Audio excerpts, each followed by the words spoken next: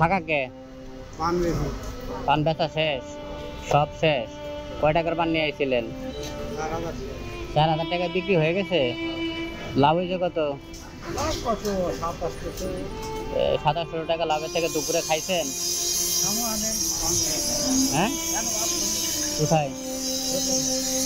আজকের ভাত আমি খাওয়াই আপনারে। শোনেন, দুপুরের ভাত আমি খাওয়াই আপনাকে। কেন?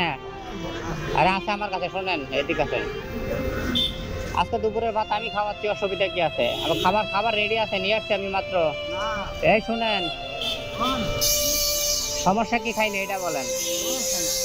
তাইলে আপনি না করতেছেন কেন? আমি খাওয়াই, অনেকটাই খাওয়াই এরকম। খাবেন না আপনি?